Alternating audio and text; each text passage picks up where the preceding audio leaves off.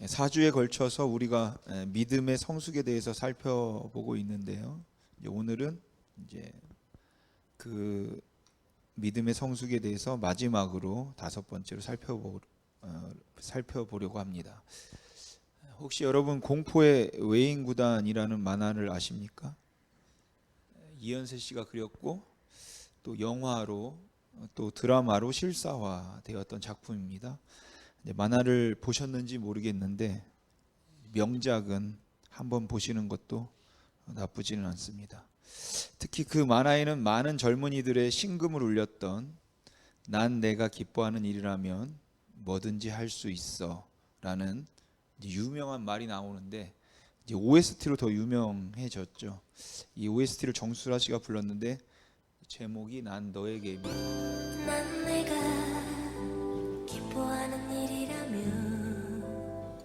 뭐든지 할 수 있어.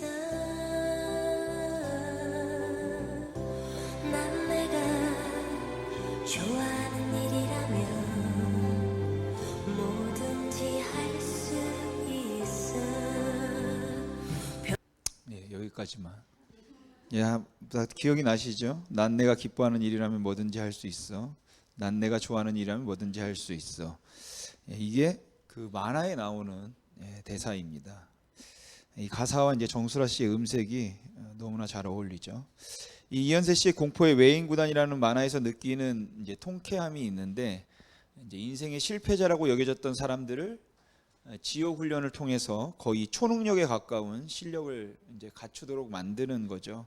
그래서 그 갖춘 능력을 가지고 사람이 원하는 것들은 거의 다 가진, 그리고 그 가진 것으로 약하고 힘없는 사람들을 무시하고 괴롭히던 마동탁을 물리치는 데서 이제 그 통쾌함을 우리가 느낄 수가 있습니다. 근데 그 지옥 훈련에 들어갔던 사람들은 그 훈련이 너무 힘들어서 몇 번이고 포기하려고 하고 또 그 훈련을 시키는 감독을 죽이려고까지 할 만큼 감독에 대해서 증오심을 갖기도 하지만 그들이 원하는 목적, 나는 강한 사람이 되어야 한다라는 그 목적을 이루기 위해서는 그 고된 훈련을 거쳐야 한다는 것을 알았기 때문에 그들은 끝까지 포기하지 않고 이제 지옥 훈련을 마치죠. 여러분, 그들이 지옥 훈련을 견뎌낸 이유는 강한 사람이 되기 위한 이제 목적을 위해서입니다. 그러니까 아주 극한 고난과 어려움이 있더라도 그것을 통해서 이루고자 하는 목적이 분명하고 그 목적을 이루기 위해서 자발적으로 참여한 고난은 대체로 감당할 수 있습니다. 왜냐하면 그 고난의 끝과 시작을 알고 있기 때문에 그렇고 그 고난의 결정이 내게 있다고 생각하기 때문이죠. 그래서 사람들은 이제 그러한 고난은 견뎌낼 수 있는 것이죠. 하와이에는 이제 몰로카이라는 섬이 있는데 여기에 나은 자들을 위한 선교사로 살았던 벨기에 신부 다미앵이라는 분이 계셨습니다. 그분은 33살에 나은 자들을 위한 선교사가 되겠다고 헌신을 했어요.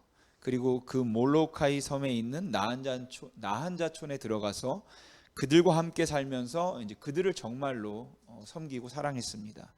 하지만 아무리 그들을 사랑해도 그들이 겪고 있는 그 아픔을 자신은 충분히 공감하지 못하는 것 같았고, 그리고 그곳에 있는 환자들은 자기를 여전히 다른 사람으로 취급하는 것이 너무 안타까웠습니다.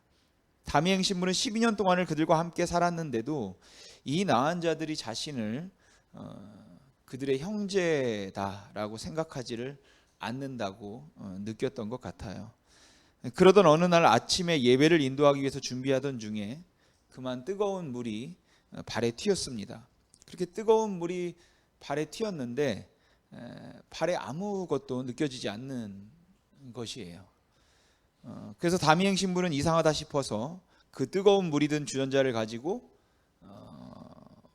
뜨거운 물을 발등에 부었습니다. 아무런 감각이 없었어요.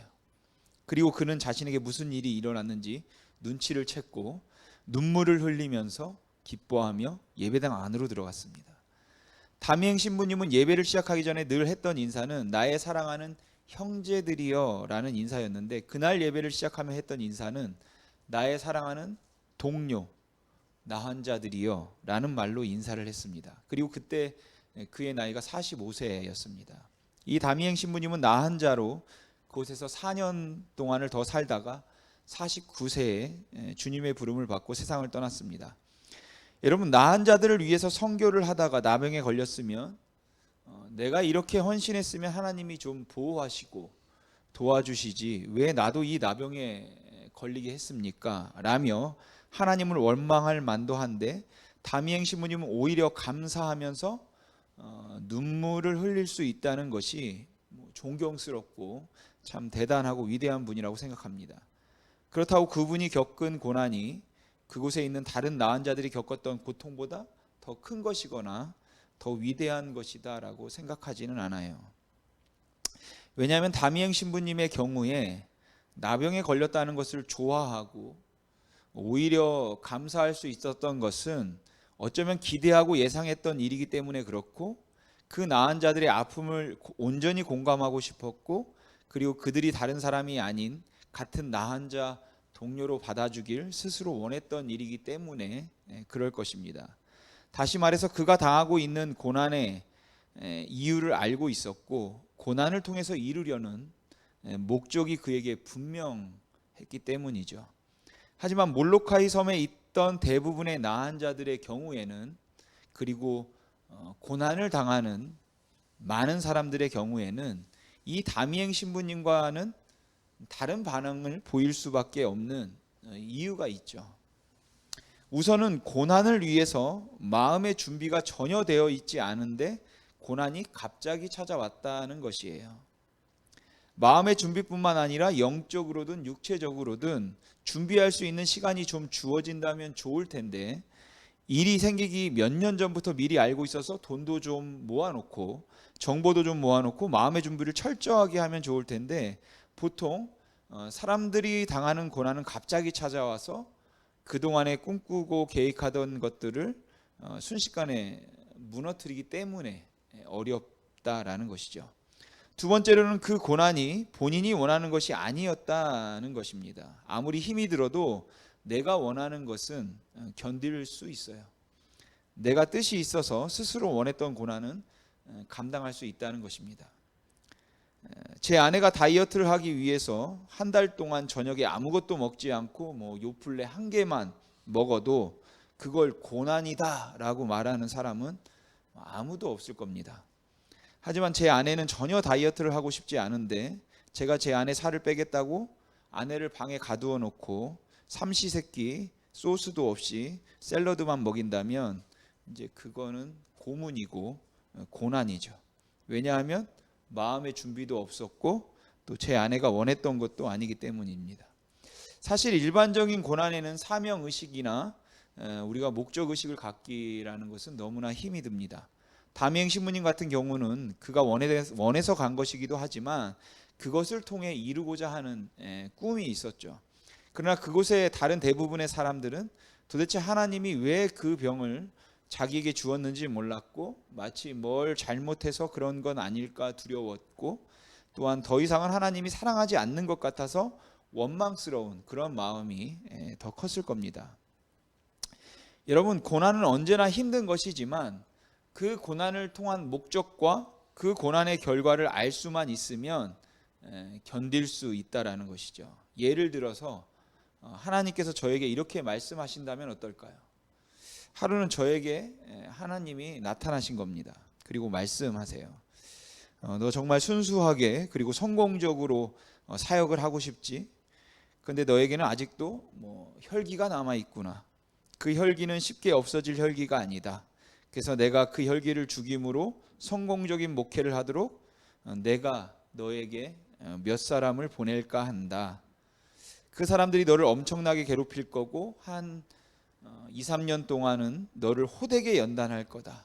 하지만 그들이 너를 그렇게 괴롭히고 비방해도 내가 3년만 잘 참으면 그 이후에는 목회는 내가 보장하겠다. 그 이후에는 너는 아주 성공적으로 크게 목회를 할 수 있을 거다. 그 시련만 건디면 너의 목회는 탄탄대로다. 만약 하나님이 나타나서 이렇게 말씀해 주신다면 아무리 힘들어도 저는 3년 동안 혈기를 부리지 않을 것입니다. 쉽지는 않겠지만 버텨낼 수는 있을 것 같아요. 조금만 참자. 이 또한 지나가리라 생각하고 오히려 찬송하며 잘 감당할 수 있을 것 같습니다. 하지만 대체로 그런 일이 없고, 아니 뭐 대체로가 아니라 뭐 아무도 그런 걸 경험한 사람은 없죠. 그러니까 그런 말씀을 들은 적이 없는 저로서는 만약 그러한 고난이 왔을 때 언제까지 내가 이렇게 힘들어야 하는지 몰라서 낙심되고, 이러다가 아주 잘못될 것 같아서 너무 불안하게 이를 데 없고, 결국은 내가 실수해서 이런 일들을 당하는 것이 아닐까, 그런 것 같아서 순간순간이 굉장히 후회스럽기도 하다라는 것이에요. 왜냐하면 주님을 믿고 사랑해도 주님이 뭘 원하시는지 알지 못하기 때문에 그렇습니다. 그래서 자발적으로 목적을 가지고 고난을 자처하는 것보다 뜻하지 않게 당하는 고난, 이유도 알 수 없는데 힘들게 살아가는 그 현장이 사실은 더 혼란스럽고 더 건기기 어려운 것입니다. 사실 우리는 하나님의 계획을 모르죠. 하나님의 계획을 모릅니다. 하나님께서 우리에게 주신 고난 혹은 그 질병이 사명으로 우리에게 주신 것이기도 하고, 징계로 주신 것일 수도 있고, 아니면 체념하게 하도록 고난을 주신 것일 수도 있고, 반대로 체념하지 않게 하도록 주신 것일 수도 있고, 또는 주님의 품으로 돌아오도록 쉬게 하려고 주신 고난일 수도 있다는 것이죠. 근데 모르죠. 그렇게 모든 고난의 목적이 무엇인지는 모르지만, 그런데 이 목적이 부차적인, 그러니까 2차적인 목적이라고 한다면, 그렇다면 그러한 고난들의 궁극적인 목적은 무엇일까요? 저는 그 궁극적인 목적은 연단이라고 생각합니다. 그러니까 궁극적인 목적이 연단이라면 이 연단하는 과정을 어떤 목적으로 우리가 고난을 당하든지, 즉 고난의 이유를 알든지 모르든지, 하나님께서 원하시는 것이 연단이라면 결국은 똑같다는 것이에요. 오늘 본문에서 잠언 기자는 도가니가 은을, 풀무는 금을 연단하는 것처럼 여호와는 마음을 연단하신다라고 말하고 있습니다. 그런데 여기 연단하신다는 말은 사실은 시험한다는 말이에요. 여러분, 시험을 볼 때, 우리가 학교에나 시험을 볼 때 그 시험을 보는 이유가 무엇입니까? 보통 학교에서 시험을 보면 우리가 알고 있는 시험의 목적은 누가 제일 잘했는가, 누가 공부를 제일 잘하는가, 그리고 나는 공부를 잘하는가 못하는가, 이걸 찾는 거라고 생각을 합니다. 그래서 이제 시험이 괴롭죠. 근데 사실 시험의 궁극적인 목적은 다른 사람과 비교해서 누가 더 잘하는가를 찾는 게 아니라 내가 뭐가 부족한가를 찾아내는 것이에요. 내가 그걸 이해했나? 내가 그걸 알고 있나? 내가 그걸 다 제대로 배웠나? 그것을 찾아내어서 내가 몰랐던 것들을 채워주는 것이 원래 시험의 목적인 것이죠. 근데 일반적으로 사람들은 시험을 그렇게 생각하기보다는 누가 공부를 제일 잘하나 라는 것을 찾는 것에 궁극적인 목적을 둔다라는 것이에요. 그래서 대부분의 부모들도 거기에 목적을 두기는 거의 마찬가지일 겁니다. 내 아이가 70점을 맞았는가 하는 것은 그렇게 중요하지 않습니다. 물론 70점 맞는 게 70점 맞으면 좀 실망스럽죠. 그런데 반 아이들 전부가 60점을 맞았다면요, 그러면 70점은 최고인 거예요. 1등이니까. 그러면 70점을 맞았어도 불만은 없습니다. 왜냐하면 내 자식이 최고인 걸 알았으니까 이제 된 거죠. 그러니까 모르는 걸 많이 발견했어도, 그리고 그 부족함을 채우는 것에는 의미를 두지 않는 것입니다. 하나님께서 우리를 연단하신다, 시험하신다 라는 것의 의미는, 여기 앉아 계신 분들 중에 누가 제일 믿음이 좋을까? 내가 시험을 막 줄 텐데 누가 믿음이 제일 좋을까? 누가 제일 끝까지 견뎌낼까? 이렇게 믿음 좋은 사람을 골라내기 위함이 아니라는 것이에요. 우리 각 사람을 향해서 가지고 계신 하나님의 그 아름다운 계획을 위해서 우리의 마음을 다지고 빈 곳을 채우기 위해서 하나님께서 시험, 연단하시는 것입니다. 사람들은 보통 마귀가 주는 시험이 따로 있고 하나님이 허락하시는 시험이 따로 있다라고 말합니다. 그래서 마귀가 주는 시험을 템테이션, 유혹이라고 하고 하나님께서 주시는 시험을 테스트 또는 트라이얼이라고 이제 하죠. 하지만 마귀가 주는 시험, 템테이션과 하나님이 주시는 시험, 테스트를 구분하는 것은 그렇게 쉬운 일이 아닙니다. 사람에게는 그것을 구분할 만한 능력이 없어요. 아니, 좀 더 엄밀히 말한다면 이게 마귀가 주는 시험일까? 아니면 하나님께서 주시는 시험일까? 하는 것을 구분하는 것 자체가 저는 별 의미가 없다고 생각합니다. 여러분, 금식 중에 있는 사람에게 맛있는 음식을 사주겠다고 권하는 사람이 있다면 사탄이 보낸 사람입니까? 아니면 하나님이 보낸 사람입니까? 저녁 7시 이후에는 절대로 아무것도 먹지 않겠다고 다짐을 하고 1시간 이상을 자전거를 열심히 타고 들어온 제 아내 앞에서 제가 갓 끓인 라면에 김장김치를 얹어 먹고 있다면 저는 아내를 유혹하는 마귀의 시험꾼입니까? 아니면 제 아내의 의지를 시험하고 연단하기 위한 사명을 가지고 묵묵히 라면을 먹고 있는 하나님의 심부름꾼입니까? 이런 구분이 의미가 있을까요?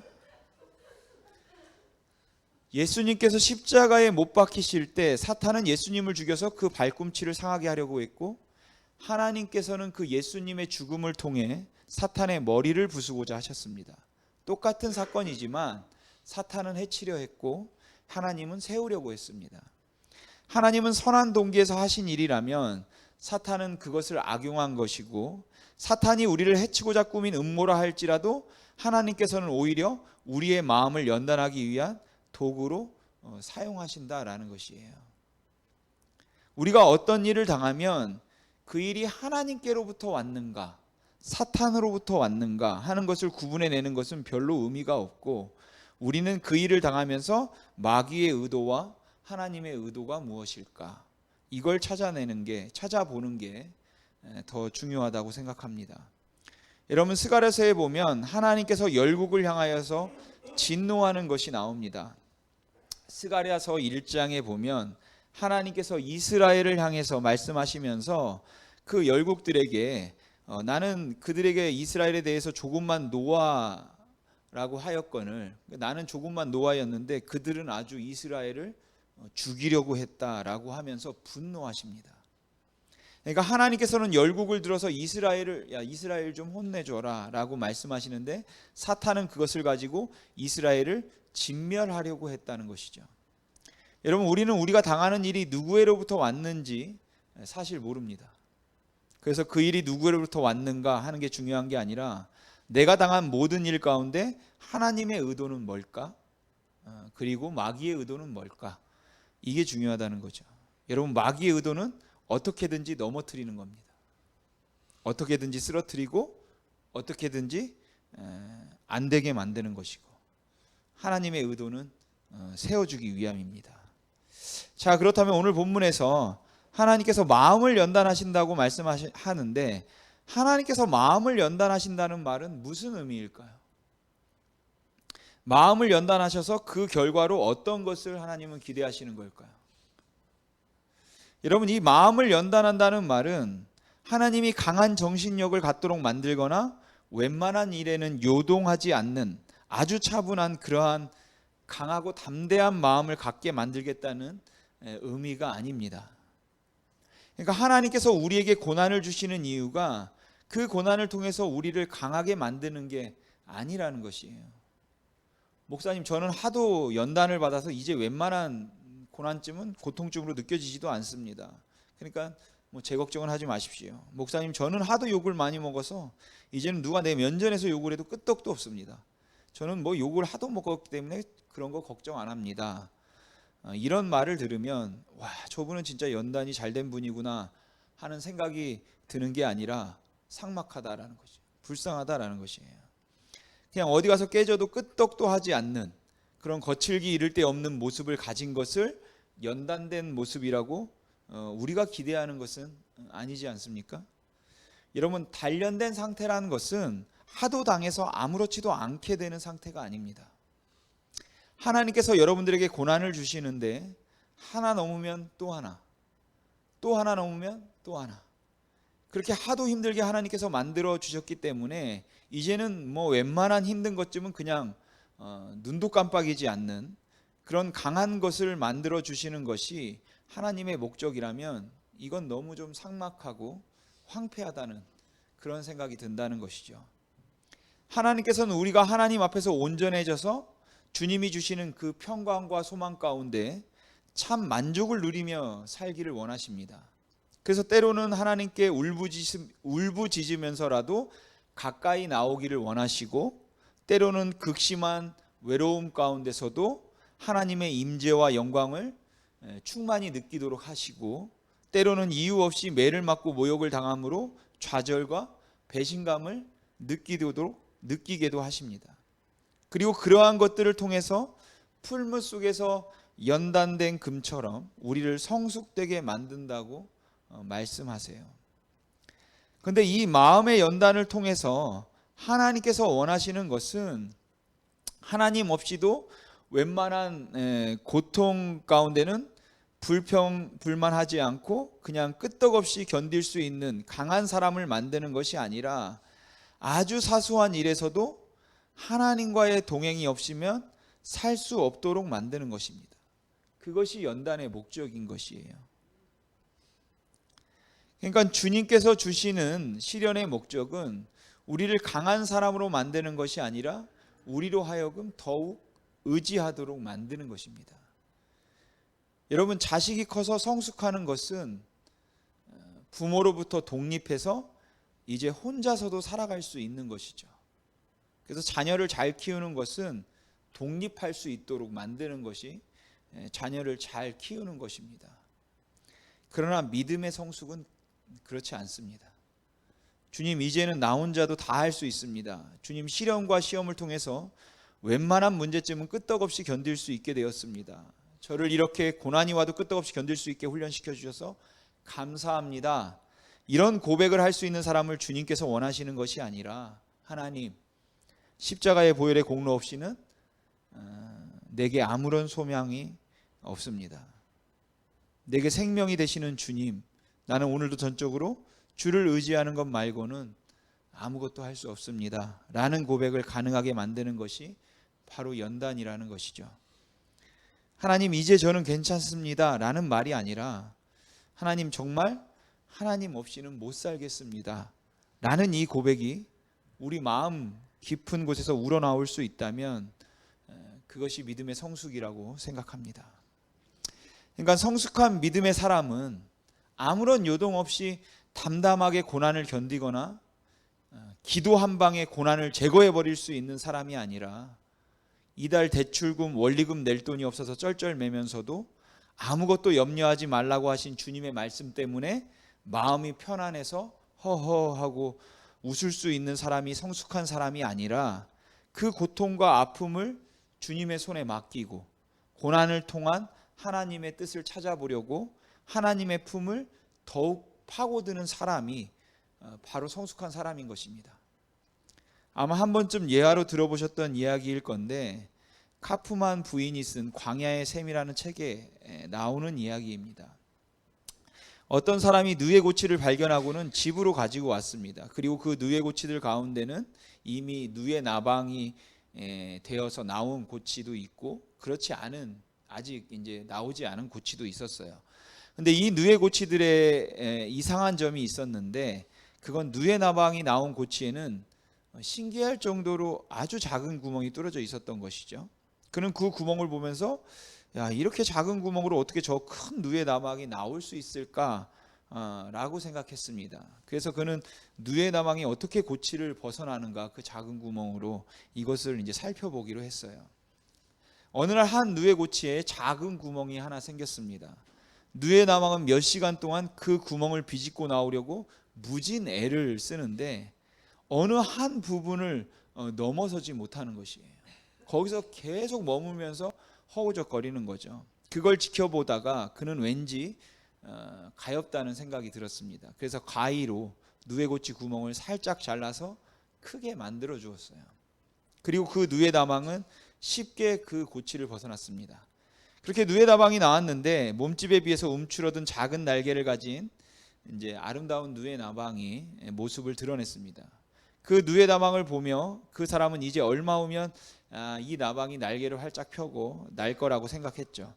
그런데 그 누에다방은 그러지 못했습니다.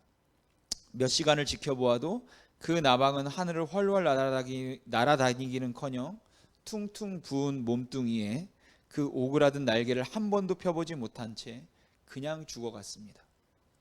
여러분, 누에나방에게는 그 꽉 조여든 고치와 그리고 작은 구멍을 통해 그 안에서 빠져나오려고 바둥거리는 과정이 몸으로부터 날개로 액을 보내서 그 날개를 크고 강하게 만드는 하나님의 방법이었는데, 너무 불쌍해서 그 고치를 가위로 잘라준 행위가 그 누에다방을 불행하게 만드는 행위가 되었던 것이죠.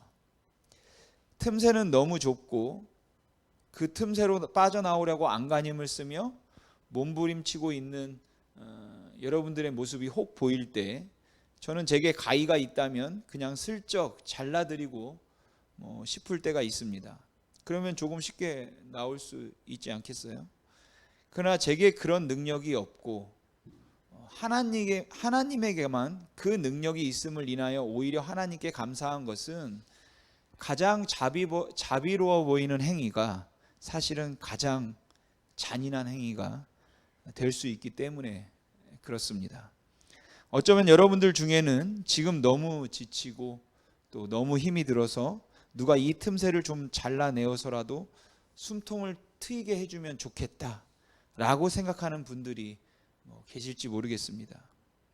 하지만 고난의 목적이 그렇게 처절한 몸부림을 통해서 날개로 액을 보내서 날개를 강하게 만드는 것이었다면 아무리 애처롭고 불쌍해 보여도 그 고치에 가위를 대지 않았을 겁니다.